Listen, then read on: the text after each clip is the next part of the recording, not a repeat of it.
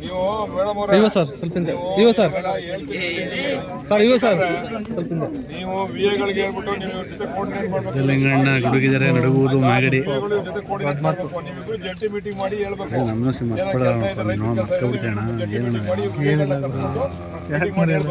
ಏನು ಬೈಟ್ ಗಿಡ್ತವ್ರು ಆಗಪ್ಪ ನಮ್ಮ ಮನುಷ್ಯರು ಹಾಗೆ ಇನ್ಸೂರೆನ್ಸ್ ಕಟ್ಟಿದ್ದೀರಾ ಹಾಗೆ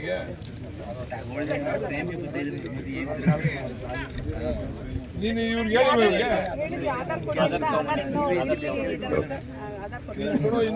ಕಟ್ಟಿ ಯಾಕಂದ್ರೆ ನಾನು ₹200 ಕಟ್ತೀನಿ ಅಂತ ಹೇಳಿದ್ದೀನಲ್ಲ. ನಾನು ₹200 ಕೊಡ್ತೀನಿ, ನೀನು ₹200 ಕೊಡು ಅಂತ ಹೇಳಿದ್ದೀನಲ್ಲ.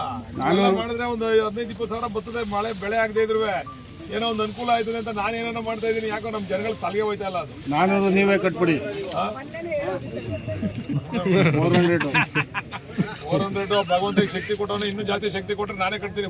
ಮಿನಿಸ್ಟರ್ ಆಗಿದ್ದೀರಿ ಕಟ್ಟಡ ಏನಾಗಲ್ಲ.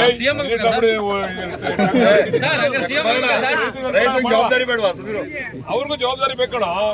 ನಾನೇ ಕಟ್ಬಿಡೋದಲ್ಲ, ಕಟ್ಬಿಡೋದು ದೊಡ್ಡದಲ್ಲ, ಏನೋ ಮಾಡಿ ಕಟ್ಬಿಡೋಣ. ಆದ್ರೆ ಅವ್ರಿಗೂ ಜವಾಬ್ದಾರಿ ಬೇಕಲ್ಲಪ್ಪ. ಅವ್ರಿಗೂ ನಂದು ಅನ್ನೋದು ಭಾವನೆ ಬರ್ಬೇಕು. ನಾನು ಕೇಳಿಲ್ಲ ಒಂದು ನಿಮಿಷ.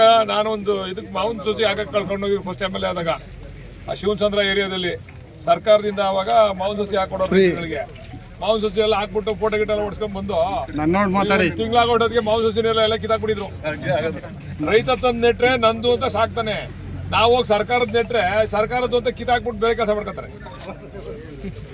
ಶಿವಚಂದ್ರದಲ್ಲಿ ನನ್ನ ಎಕ್ಸ್ಪೀರಿಯನ್ಸ್